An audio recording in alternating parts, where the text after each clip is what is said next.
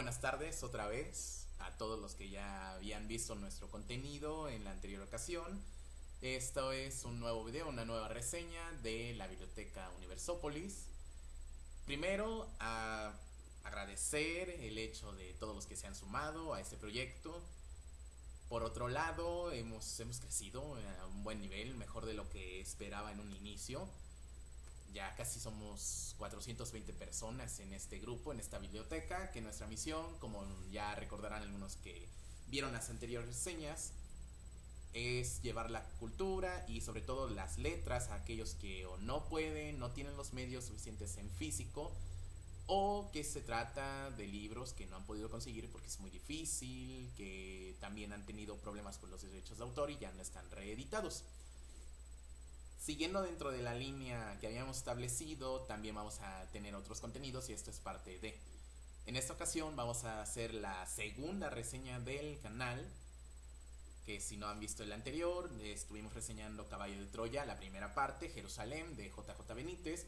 En esta ocasión es 1984, novela de George Orwell, muy conocida por algunos, otros no han tenido la experiencia de poder leerlo. Y para eso estamos, tanto para los dos grupos, para invitar a aquellos que no han podido, no han querido leer, no se han atrevido, y generalmente porque tampoco saben de qué va la obra. En esta ocasión no vamos a hablar tan explícitamente sobre la novela, vamos a hablar de algunas ideas, algunas cuestiones que escapan a algunas personas, sobre todo por todo lo que analiza, todo lo que critica y hace sátira George Orwell a lo largo de su novela.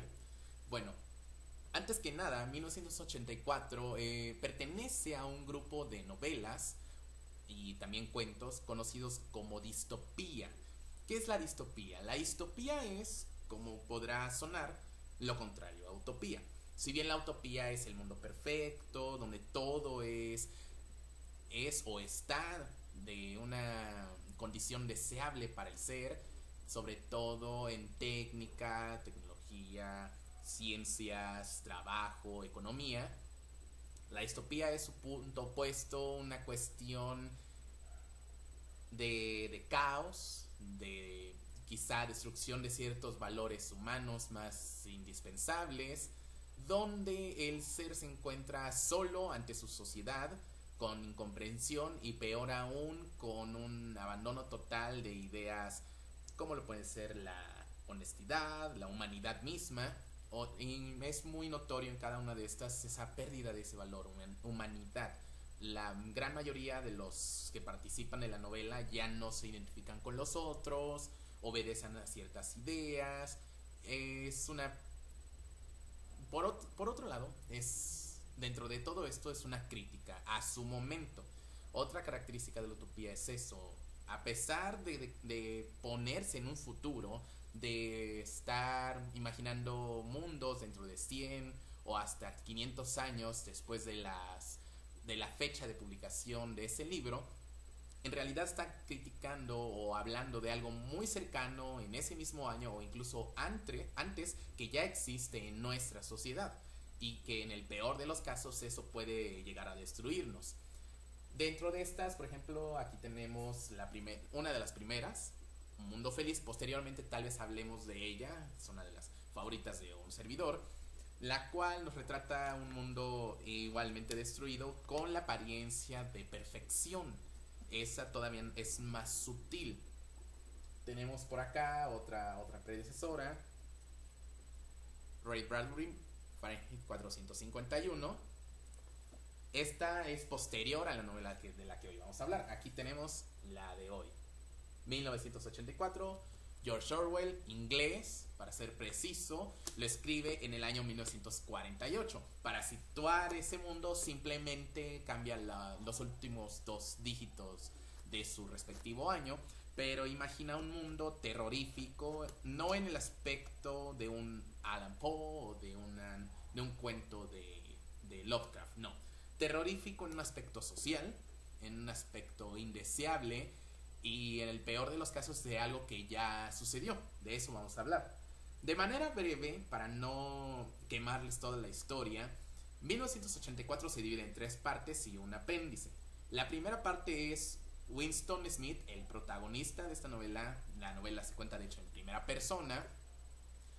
Él es un burócrata del único partido que existe en su mundo, que se llama Oceanía, que es una potencia de solo tres potencias que hay en ese futuro, que hoy podemos decir retrofuturo, el cual nos va narrando en la primera parte quién es, cómo es el mundo, cómo se organiza, principalmente por ministerios. Ministerios que controlan la economía, la guerra, la seguridad nacional y sobre todo la verdad, que es donde Winston trabaja. El Ministerio de la Verdad, que de hecho todos los ministerios es lo contrario. Él trabaja de la verdad mintiendo.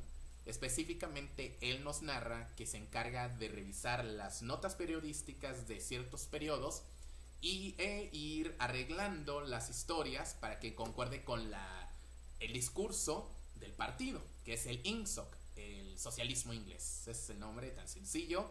Vamos a estar viendo a quién nos recuerda a ese partido. Pero la cuestión principal es que la idea central, no darle piezas, no darle herramientas a una posible futura oposición sobre las mentiras del gobierno. Es decir, no pueden decir que algo fue porque ya se ha borrado la existencia de eso. Por ejemplo, en un momento dado se nos dice que las raciones alimenticias al estilo de la Segunda Guerra Mundial han aumentado y Winston nos dice no, arreglamos eso, en realidad redujeron las raciones, cada vez comemos menos. Pero sin esos datos, tanto de periódicos como de radio, es imposible citar tal información como es necesario en un mundo real, principalmente en una democracia. Por el otro lado, nos explica que es un mundo consumido por la propaganda. Lo más importante es la propaganda, la mentira a favor del Estado, apoyar siempre a ese partido y a su personaje principal, el llamado Gran Hermano. El Gran Hermano es una figura que ya ni siquiera se sabe en ese mundo si es real o es etérea, un ejemplo a seguir, una figura cuasi religiosa o qué es, si todavía vive siquiera. En realidad el Gran Hermano es una representación, porque en toda la novela solo se habla, nunca hay presencia de tal personaje. En tal mundo también es necesario que los niños y los principales simpatizantes, que rondan ya la minoría de edad, de hecho, porque es más fácil lavarle la cabeza a ellos, sean quienes delaten a posibles traidores. Y aquí un traidor en este mundo puede ser el que no esté de acuerdo con una idea, el que se pregunte por qué algo está mal, o peor aún, el que sepa más información de la necesaria, según este gobierno.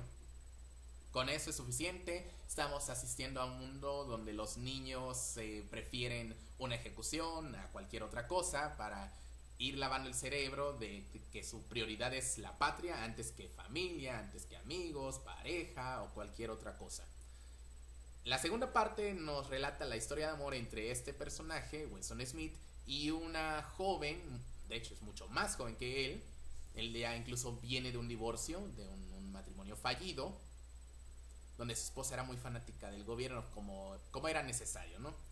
Esta chica es todo lo contrario, es muy rebelde, dentro de lo que se puede, obviamente. E incluso ha estado en relaciones con otros miembros un poquito más alto en la jerarquía del partido, donde su idea básicamente es la relación sexual puede servir como una arma en contra de toda esa ideología. Aunque posteriormente ya empezarán a tener una relación más íntegra, más real, más allá de la simple rebelión de ir contra el Estado, ir contra lo establecido y punto. La tercera parte ya nos explica cada vez más cómo funciona ese mundo dentro de sus complejas relaciones, tanto dialécticas, sociales, etc. Y posteriormente intentan regresar al buen carril a estos dos personajes, principalmente como está narrado en primera persona. Vemos la historia de Winston, cómo el gobierno descubre todo esto, Antes ya nos ha narrado cómo funciona este mundo, como repito. Es decir, para ellos ya se ha aniquilado toda posibilidad de rebeliones, de subversión, de siquiera una oposición discreta, ya que se tiene bien controlado las fuentes de información, se tiene bien controlada a la clase más baja, a la clase media nada más la aterrorizan, que es todo lo único de lo que se puede saber. No se puede saber de amor, de relaciones, de amigos, nada. Todo lo que importa es el temor al gran líder, que es el gran hermano. Y como les digo, la última parte es un pequeño apéndice que se llama la neolengua.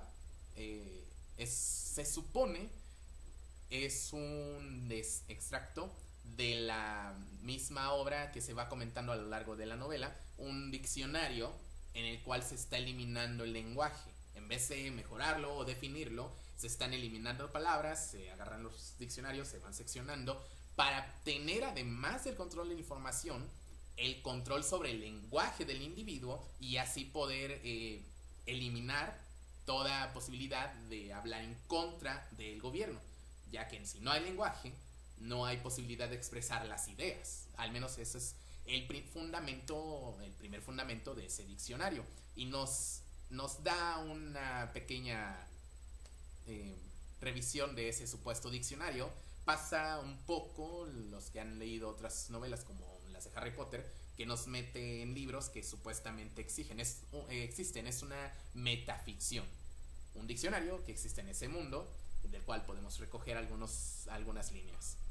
Ahora bien, esa es la historia, no quiero arruinarla toda, quiero que, si es posible, lo lean, que esta la tomen como una invitación, que sea algo como un aperitivo antes de esta lectura. Muy bien. La historia en sí maneja muchos puntos interesantes. El primero de ello es quién es el INSOK. El INSOK no es otro más que el Partido Comunista de la Unión Soviética, unido o fundido en las ideas del nacionalsocialista, el Partido Nacionalsocialista de los Trabajadores Alemanes. Todas las palabras para decir el partido nazi. ¿Qué pasa? George Orwell propone la siguiente idea. Lo peor que le puede pasar al hombre y el peor miedo que debe tener es al totalitarismo. Él vivió el periodo del surgimiento de los partidos totalitarios. Estamos hablando del fascismo en Italia, el nacionalsocialismo alemán, el socialismo en la Unión Soviética. Y para la novela disfraza estos dos partidos porque son ya en su momento los más conocidos.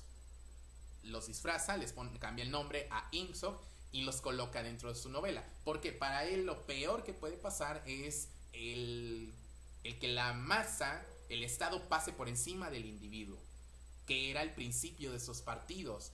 No nos vayamos con la finta, que era la dominación del mundo. Y de hecho lo subraya mucho en la novela. No importa la dominación del mundo, importa la dominación del individuo. Si dominas un individuo, dominas un mundo. Si controlas a todos y unificas esas ideas, dominas ahora sí al mundo. Entonces la idea no es esos partidos, y para fundar este partido imaginario, el INSOK, no es necesario un grupo de villanos de cómics, sino un grupo de personas que quieren controlar desde lo que se hace y se dice hasta lo que se piensa. Que eso es lo que realmente intentaban estos partidos. Estamos bien, lo pueden investigar muy bien si van a fuentes históricas. Por ejemplo, los soviéticos tenían sus campos de concentración en caso de supuestos disidentes, así como los nacionalsocialistas, pero a su vez tenían las instituciones tomadas, la educación. Esta era bien orientada a respetar más al Estado, a morir por el Estado antes que morir por una persona, un familiar o un líder. En otro punto, dentro de esto acabamos de mencionar al Partido Socialista de la Unión Soviética, al comunista de la Unión Soviética. ¿Qué hace un comunista criticando al comunismo? ¿Por qué? Porque George Orwell era comunista, era muy bien identificado, que era un miembro activo del socialismo dentro de Inglaterra, pero él se da cuenta y lo quiere transmitir a lo largo de esta novela, los peligros del socialismo. De hecho, Huxley, antes que él, y es probable que él haya leído la novela Un Mundo Feliz, de hecho era su compatriota, también él era de Inglaterra. La pregunta que se hace Huxley y que retoma en esta novela Orwell es: si según el socialismo de Marx es posible que la estructura social y la superestructura y la infraestructura definan la cultura, definan incluso lo que se piensa, como más bien, ¿por qué no? Esto se puede usar para crear a un ciudadano modelo, a un ciudadano que solo obedezca y haga lo que el sistema exige. Aquí es donde nace el por qué alguien como Orwell, que era socialista, criticaría al socialismo. ¿Por qué? Porque en ese mundo, es decir, la Unión Soviética y en la Alemania nazi, ya habían intentado precisamente construir a un ciudadano modelo a través de moldear sus ideas, su cultura, las relaciones con su medio, para que solo obedezca al partido, las órdenes de un solo líder, un líder que incluso se podía considerar que todo lo vigilaba y todo lo veía. Es decir, no está criticando George Orwell al socialismo, que era de lo que le acusaban en la Unión Soviética cuando salió la novela al público. Pero tampoco es un antisocialista o un prosocialista como lo sugerían los Estados Unidos durante la Guerra Fría. No. George Orwell lo único que dice es: cualquier sistema, sin importar si sea o no socialista, puede intentar controlar todos los aspectos de la vida de un ciudadano. Ese es el peor miedo, que no sea libre de decidir, no tenga libertad, no pueda hacer y deshacer con sabidas responsabilidades, no. Que solo haga lo que se le ordene y no pueda pensar, ya sea porque está muy bien adoctrinado o porque tiene miedo. Entonces, la conclusión de esto es: la crítica no va al socialismo, pero sí a cualquier régimen de terror. Dentro de esto, dentro de la novela, no solo existe el continente Oceanía, que considera América, toda América, Inglaterra, lo que hoy es Irlanda, ¿qué más? El continente propiamente de Oceanía y partes del sur de India y el sur de África. También existe otra potencia que es básicamente lo mismo en todo su contenido, en toda su teoría, pero con otras razas y otros ciudadanos. Esta vendría siendo ahora sí la Unión Soviética, porque en la novela se llama Estasia, el este de Europa, y como sabemos, Rusia domina prácticamente todo el norte de Asia. Estasia, de hecho, en la novela domina lo que es toda Europa sin Inglaterra, todo el norte de África y casi toda Asia, antes de llegar a los países del extremo oriente. Es una clara referencia a la esfera de influencia de la Unión Soviética en ese momento. Recordemos que tras la Segunda Guerra Mundial prácticamente todo el este de Europa era soviético. Se decían tener sus propios partidos comunistas, pero estaban bien agarrados por los soviéticos, por Stalin. Y el último país, que por desgracia se volvería realidad para los siguientes años, es China, el sureste asiático y Japón, que también tienen la misma dialéctica, pasar por encima del individuo, controlarlo todo, alterar toda la historia para decir que ellos lo han creado todo. La diferencia, la dialéctica, es que cada país está un enemigo y un amigo para poder estar en una guerra perpetua, de lo que vamos a explicar ahorita, y con otro que les va a apoyar o al menos mantenerse neutral durante una guerra. Esa es la idea principal de este mundo. Lo curioso y lo que incluso algunos identifican en algo pseudo profético es que el mundo después los especialistas lo dividían en tres partes: el primer mundo, segundo mundo y tercer mundo. Para los que no saben, el segundo mundo era todos los países comunistas, que básicamente ya no existe. Cuba es un reducto del comunismo, China se ha abierto al capitalismo, al mercado global más bien, no tanto al capitalismo, porque en eso en política siguen siendo comunistas, Pero existía ese segundo mundo, la Unión Soviética, la China de Mao, después Cuba, varios países africanos que se sumaron al comunismo, en fin. Entonces para muchos sí fue, cuando ya llevaba algunos años la novela, algo, algo que daba entre miedo y admiración, que pudo prever esos tres mundos. Pero por el otro lado no se parecen tanto, aunque sí en la idea del control. Todo país intenta, hasta donde se puede, o hasta donde su supuesta democracia se lo permite, ser liberal y permitirle el pensamiento de cada ser. Por el otro lado, la novela remarca mucho lo que ya dije y repetí hasta el cansancio, el Estado por encima del individuo. El Estado, hasta esos momentos, apenas estaban definiéndose los derechos humanos. Entonces, casi todas las naciones, incluso las que existían antes de la Unión Soviética, las que eran totalmente imperialistas, intentaban pasar por encima del individuo. Yo soy el Estado, yo soy soberano, pero puedo hacer lo que quiera con mis individuos. Arrestarlos, determinar apartheid, separarlos, en fin. Entonces, esa es una de las mayores dudas y mayores miedos del autor, de George Orwell. Y si se logran con la tecnología y con los conocimientos nuevos mejores maneras de llegar al control total del individuo, que el Estado pueda pasar totalmente sobre el individuo, que pueda hacerlo menos, que solo sea una marioneta, una máquina, y que haga solo lo que el Estado diga y no lo que él pueda pensar.